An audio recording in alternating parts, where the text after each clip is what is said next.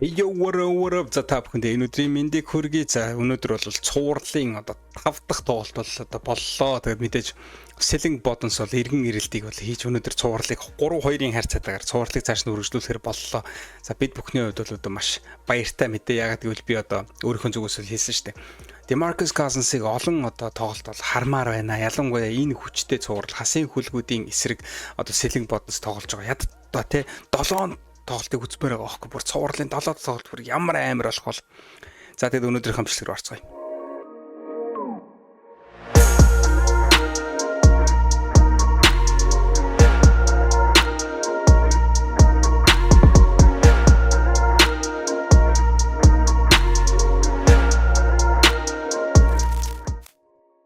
За guys ингээд өнөөдрийнхөө тоглолтыг ямар ч байсан бүгдээ статистик мэдээнээс бол эхлэх нь бол зөв ёсны хэрэг ээ. За энэхүү статистик мэдээллийг бол бид хүн одоо үндэсний дээдлэгийн Facebook хуудаснаас авч байгаа.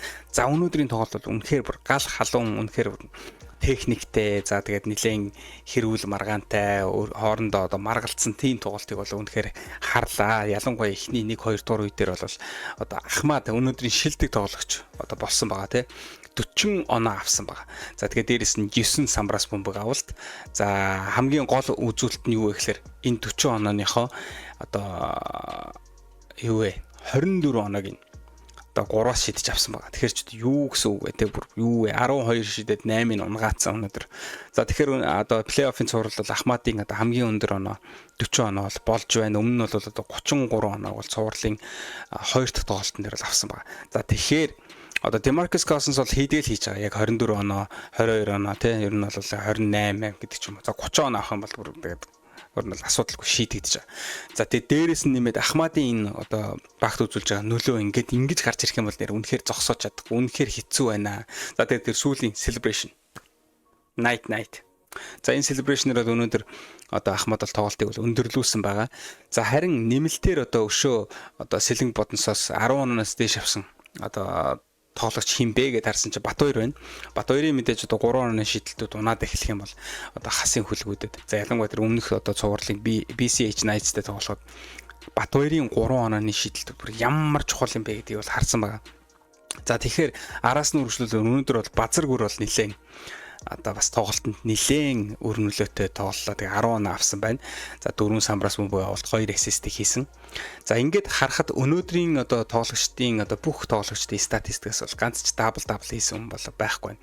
Өмнөх тоглолтын дээр бол ер нь DeMarcus Cousins бол батаараа дабл хийгээдсэн. Өнөөдөр бол дабл хийгээгүй 8-24 гэсэн үзүүлэлтийг бол хийсэн байна. За харин тэгвэл нөгөө талаас одоо нөгөө бид бүхний гавьяд тамирчин одоо бэлгүүн маань бол үнэхээр багийн нэр лидер гэдгийг утгахыг бол нэр үнэхээр харуулж чадчихна уу? Баг унаад ингээд тэ нэг жоохон даун болоод ирэнгүүт бэлгүүний 3 оноо болол нэр үнэхээр бат араанда байж ах юм. За өнөөдрийн тоглолтын хувьд бэлгүүн ингээд уналттай үед нь ингээд оноог сэргийг явж байгаа ч гэсэн Selling Buttons-ийн тэр дор нь хариу бариад байсан учраас энэ их онооны зүрэг бол хадгалаад явсаар хагаад ингээд дууслаа. За өнөөдөр бэлгүүн 21 оноог авсан.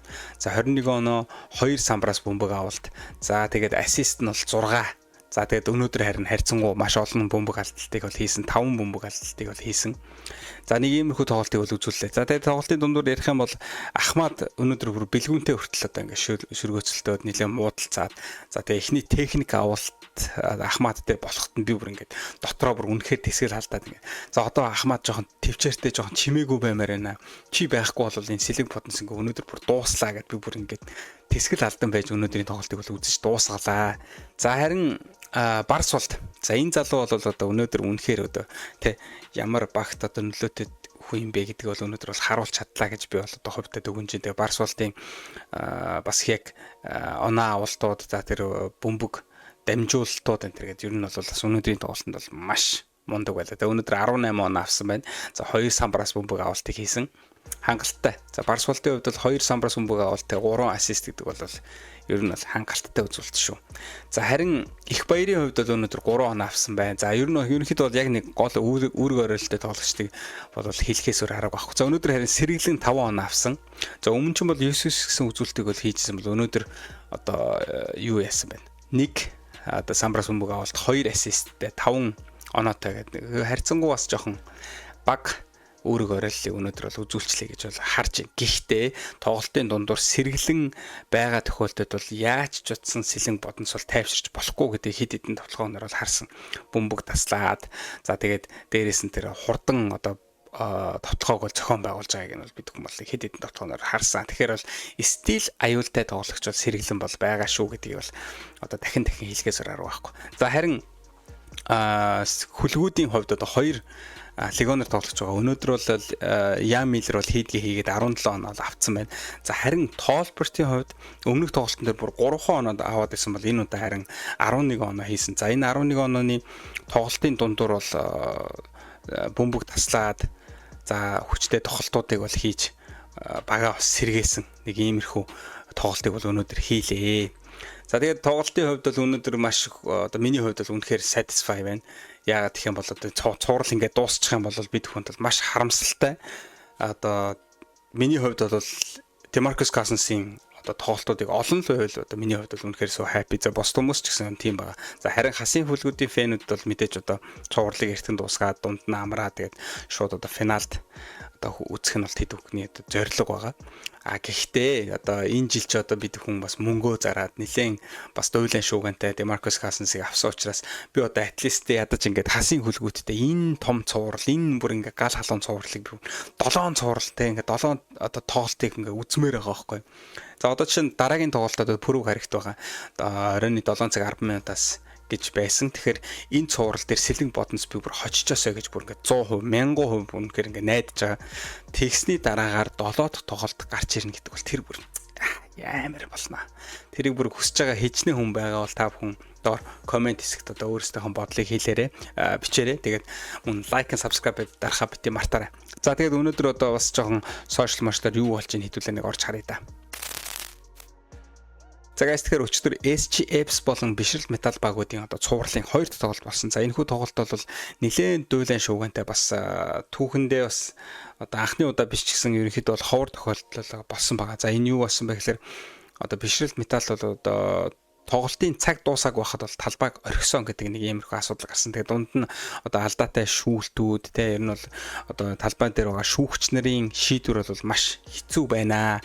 Одоо юу гэдэг нэг тийм зүгээр нэг тийм сумын төвийн шүүгч нар шиг л одоо тиймэрхүү алдаануудыг бол гаргаж ийн гэсэн тийм маш олон комплейнууд бол одоо сошиал ертөнцөөр бол таарсан. За өнөөдөр M Sports цэг хэмээн дээр одоо энэ хүү одоо асуудлын талаар лигээс ер нь ямар шийдвэрийг гаргасан бэ гэдэг нэг юм пост орсон байна. За энэ юу гэсэн бэ гэхээр бишрэлт металл болон SGFs багуудын цувралын 2 тоглолтод болсон одоо асуудлыг одоо лигийн зүгээс бол бишрэлт металл багийг буруутай гэж үзсэн байна. За тэгээд торгуулийн арга хэмжээг бол авсан гинэ.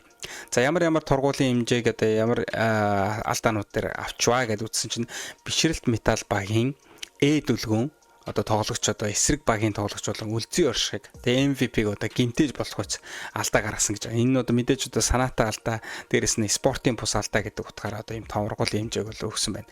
За торгуулийн хэмжээнд 800 мянган төгрөгийг бол торгосон гэж. За хоёр дахь нь юу гэхээр инх баясгалан шүүгчтэй зөв бус харьцсан гэж. Тэгээд үл хүндэтгсэн гэж үзэн нэг тоглолт өнжүүлнэ гэж. За тэгээд 600 мянган төгрөний торгуул гэж. За гурав дахь нь юу гэхээр одоо бишрэлт металл баг ингээд тоглолтыг ингээд цаг дуусгаас өмнө орхиод гарсан ингээд. Тэгээд анх бол одоо хасын хүлгүүд багийнхан бас нэг иймэрхүү тохиолдолыг бол гаргаж ирсэн гэж. Ерөнхийдөө бол манай Монголын одоо саксны түүхэнд нэг тиймэрхүү юм байд юм байна. За тэгээд энэ удаа бол хоёр дахь нь болж байгаа.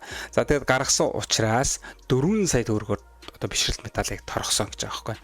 За яг хөө энэ хүү одоо нөгөө нэг талбайг орхих иймэрхүү одоо эсэргүүцлийг бол угаасаа ойлгомжтой. Шууд шүүгчдийн гаргаж байгаа шийдвэртэй бол шууд холбох нь бол зөв. Ямар нэгэн алдаа байхад одоо алдаа хүлээхгүй эсвэл одоо алдаа биш байхад одоо алдаа хүлээдэг ч юм уу те. Одоо ямар нэгэн байдлаар таалагддаг болохоор л ингэж эсэргүүц зарлаг зэрэг гарч байгаа.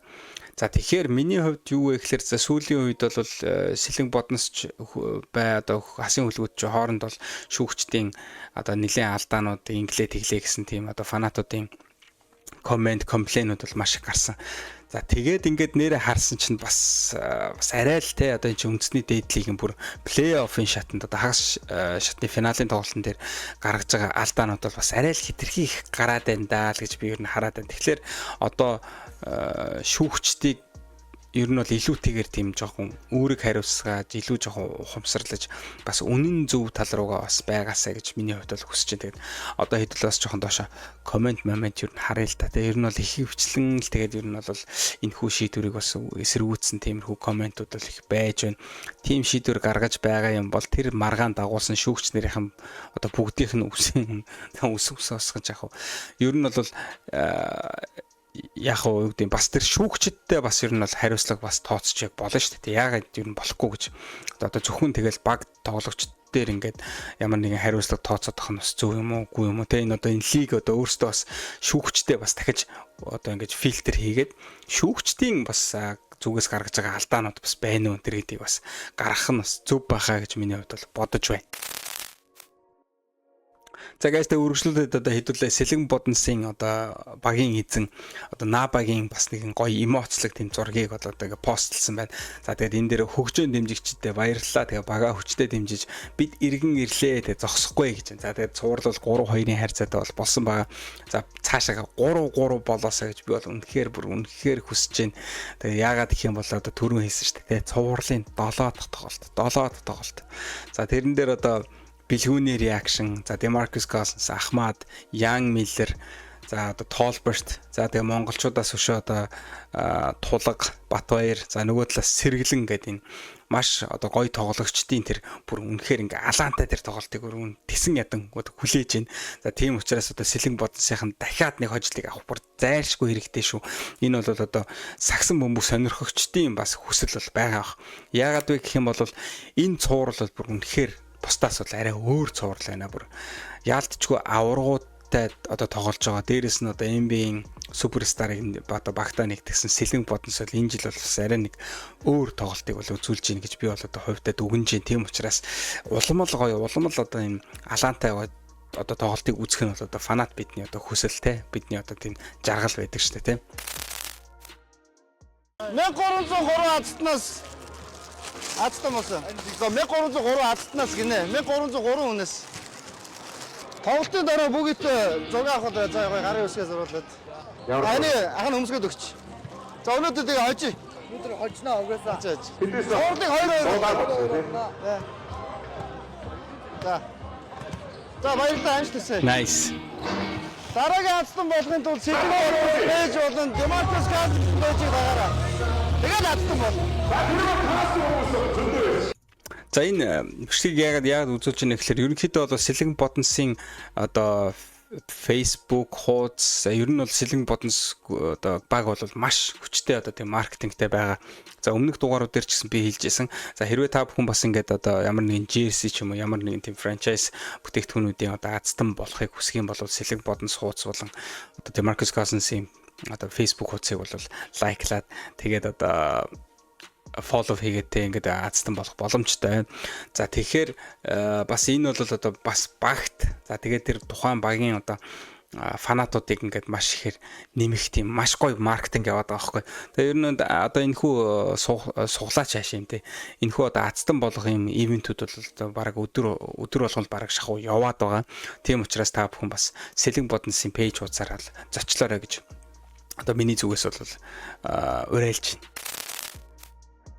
Өнөөдөр бол Сэлэн Бодонсынхан бас шинэ jersey-тэйгээр талбайд бол гарч ирсэн байгаа. За өмнөх нь бол нэг тийм цагаан, за тэгээ бас нэг тийм хар jersey-уудтай бол байсан бол өнөөдөр бол нэг тийм гоё pink өнгийн jersey байгаа. Тэгээд энэ одоо Демаркус Козинсыг бол та бүхэн харж байгаа бол маш гоё өнгөлөг, бас гоё тийм фэшнлэг бол ер нь бол байгаа. Тэгээд энэ jersey бол надад үнэхээр таалагдчихаа. За Монгол боцох одоо явахдаа одоо энэ jersey-нээс бол заавал одоо авч өмснө гэж бодож байна. Тэгээд өмсдгөө махад гоё гэ тэ. Демаркус Козинсийн дугаартай тийм одоо jersey-г бол аваад гоё жаазлчий гэж бас бодож байгаа. Тэгээд та бүхэн бас энэ шинэ jersey-ний талаар юу гэж бодож байна?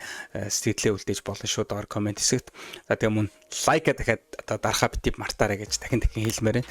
За энэ хүү jersey-ний талаар хүмүүс юу гэж бодож байна гэсэн чи гайхамшигтай өнгөлөг байна. Barbie pink нэрэл бас Barbie өнгөтэй шүү те. За өмсгөл шигээ тоглолт систем тактикаас шинжилбэл бүр гоё. Нэрээ бас зөв одоо хасын хүлгүүдийн тоглолтын одоо тэр тоглогчдын хоорондоо ойлголцол бол нэрээ яг үннийг хэлээд Сэлэн Бодонсоос хамаагүй илүү байгаа.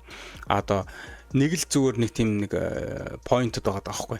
Сэлэн Бодонсын одоо Ахмад, За бусад яг энэ Royal тоглогчд бол тоглолт орсон өдөр бол яалтч ингээд хожлыг бол авах ч юм уу те. Тэгээд нэг тоглогчд ч одоо юу гэдэг нэг тийм төгс биш болохоор одоо тэр хүний одоо тоглолт орно. Тэгээд тухайн өдрийн одоо бас те тоглолттой өдөр тоглолтгүй өдөр те нэг иймэрхүү наануу цаана асуудлууд байна. Харин хасын хүлгүүдийн давуу тал юу гэхээр нэг тоглогч унлаа гэхэд бусад тоглогч нь ингээд өргөөд аваад явах тийм одоо гоё систем одоо бүрдсэн байна л да. Тэгэхээр бас энэ хүний бас одоо хэлж байгаа үг бол маш гоё зөвлөгөө бол болж байна. Тэгэхээр гоё систем, гоё тоглогчдын ойлголцол бүх юм гоё ингээд нэмээд гоё хөгжүүлнэ баха гэж бол бас сэлэг бодсдаг бол найдаж байна. За их таалагдлаа, ахмадад бүр их гоё зохиж байна лээ. Дараагийн тоглолт нь амжилт гэсэн нэрээ бас гоё харагдулж илээ шүү. Хин ч өмссөн бүр гоё. Ялангуяа Батбаяр бол бүр үнэхээр кул харагдчихжээ.